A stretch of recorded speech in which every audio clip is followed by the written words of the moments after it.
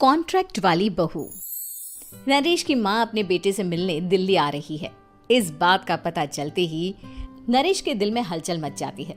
नरेश अपनी माँ के स्वागत की तैयारी में लग जाता है।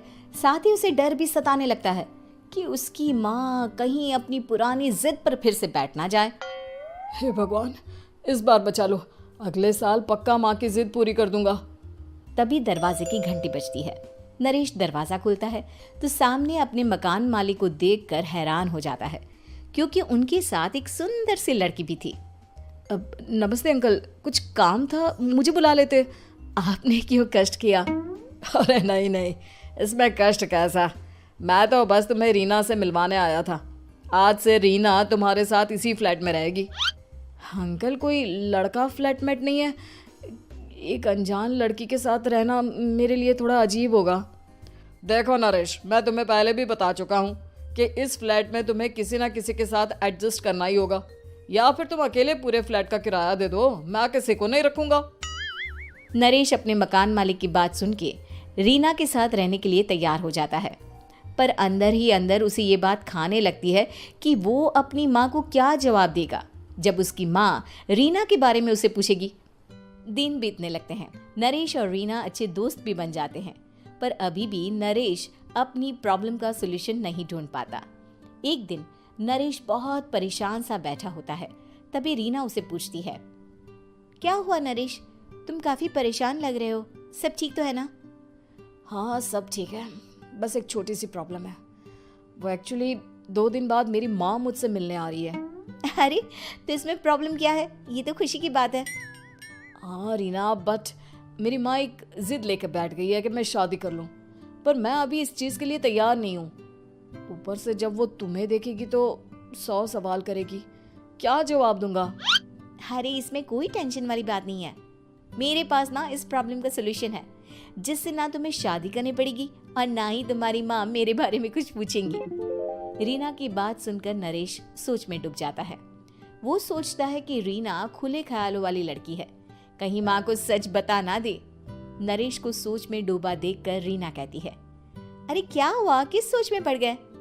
डोंट वरी, जैसा तुम सोच रहे हो ना वैसे कुछ भी नहीं है, मेरे पास एक प्लान है।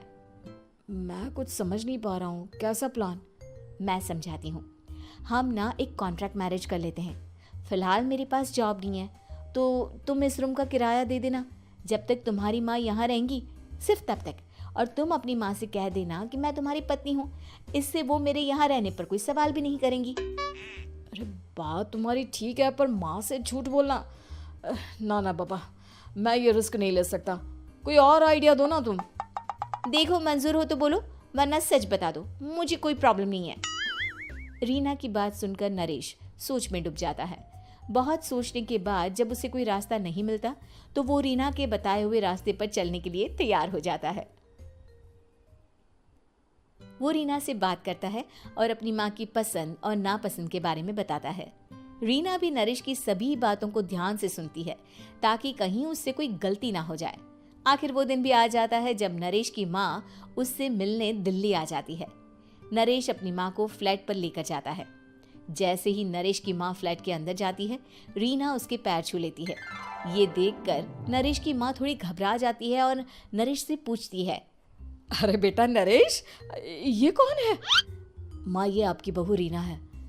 माफ़ी चाहता हूँ, सब कुछ इतनी जल्दी में हुआ कि आपको बता ही नहीं पाया, इसलिए सोचा कि क्यों ना आपको सरप्राइज दिया जाए। अरे बेटा, मैं तो बस तेरा घर बसा हुआ देखना चाहती थी। हाँ, बहुत अरमान थे अपनी इकलौते बेटी की शादी को लेकर, लेकिन कोई बात नहीं, शायद किस्मत को यही मंजूर होगा। ये कहते ही नरेश की माँ रीना को गले लगा लेती है। रीना बेटिया, मेरा बेटा ना थोड़ा नादान है, पर तुम काफ़ी समझदार लगती हो, और मैं जानती हूँ कि तुम इसका बहुत अच्छे से ध्यान रखोगी। माँ आप चिंता मत कीजिए, मैं सब संभाल लूंगी। नरेश की माँ अपने बहू और बेटे के साथ खुशी खुशी रहने लगती है। दिन बीतने लगते हैं। नरेश की माँ और रीना का रिश्ता बहुत मजबूत होता चला जाता है। वो दोनों सारा दिन एक साथ रहती और खूब बातें करती। इधर साथ रहते रहते नरेश और रीना भी एक दूसरे से प्यार करने लगते हैं। दोनों को इस बात का एहसास हो जाता है, फिर भी वो इस बात को छुपा कर ही रखते हैं। एक दिन नरेश की माँ और रीना शादी के बारे में बात करने लगते हैं। रीना बिटिया, ये तो नरेश ने मुझे बिना बताए शादी कर ली, वरना मैं तो अपनी इकलौती बेटी की शादी इतनी धूमधाम से करती कि सारी दुनिया देखती रह जाती। अच्छा माँ, आप ऐसा भी क्या करती नरेश और मेरी शादी में जो दुनिया देखती रह जाती? अरे बिटिया, एक माँ के अरमान तुम अभी नहीं समझोगी। मैं तो अपनी बहू को एक रानी की तरह लेकर आती और शादी भी बिल्कुल शाही अंदाज में करती, पर मेरे तो सारे अरमान ऐसे ही रह गए।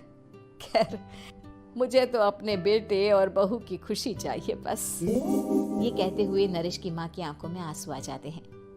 रीना भी ये सुनकर ख्यालों में खो जाती है, क्योंकि वो भी मन ही मन खुद को नरेश की पत्नी और उसकी माँ की बहू मानने लगी थी।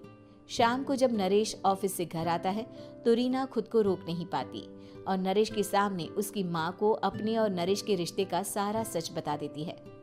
रीना की बात सुनकर नरेश की माँ दोनों से बहुत नाराज हो जाती है और घर वापस जाने की बात करने लगती है। तुम दोनों ने मुझसे सच छुपाकर बहुत ठेस पहुंचाई है मुझे। अब तुम लोगों के साथ नहीं रहना चाहती मैं, कल ही वापस चली जाऊंगी अपने घर। माँ, मुझे माफ कर दो, ये सब मैंने रीना के कहने पर ही किया है, वरना मैं भी आपको कभी ठेस पहुंचाने के बारे में सोच भी नहीं सकता। हाँ माँ, हमने ये सिर्फ आपका दिल रखने के लिए किया, प्लीज हम दोनों को माफ कर दीजिए। तुम दोनों ने मेरे अरमानों के साथ खिलवाड़ किया है, और वैसे भी मुझे अपने बेटे के लिए एक अच्छी लड़की ढूंढनी है, इसलिए मेरा यहाँ से जाना ही बेहतर होगा। माँ की ये बात सुनकर रीना खुद को रोक नहीं पाती। माँ, क्या मैं आपके घर की बहू बनने लायक नहीं हूँ? रीना की बात सुनकर नरेश हैरान रह जाता है। नरेश की माँ भी कुछ समझ नहीं पाती। मैं कुछ समझी नहीं, आखिर तुम कहना क्या चाहती हो? माँ, मैं वो नरेश से बहुत प्यार करती हूँ और साथ ही साथ मैं आपको भी अपनी माँ मान बैठी हूँ। आज जब आपकी बातें सुनी तो खुद को रोक नहीं पाई, इसलिए सारा सच आपको बता दिया। रीना की बात सुनकर नरेश की माँ की आंखों में आंसू आ जाते हैं और वो अपने बेटे नरेश और रीना को गले लगा लेती है। मेरे घर की बहू तो सिर्फ रीना बिटिया ही बनेगी। मैं आज ही तुम दोनों की शादी की तारीख निकलवा दूंगी, बस एक बार तुम्हारे घर वाले मान जाए। उसी दिन रीना के माता पिता भी उनके फ्लैट पर आ जाते हैं। दोनों परिवार आपस में बैठकर बातें करते हैं और शादी के लिए राजी हो जाते हैं। रीना भी कॉन्ट्रैक्ट फाड़ देती है और कहती है, सही मायने में मैं अब बहू बनूंगी, अब तक तो सिर्फ कॉन्ट्रैक्ट वाली बहू थी।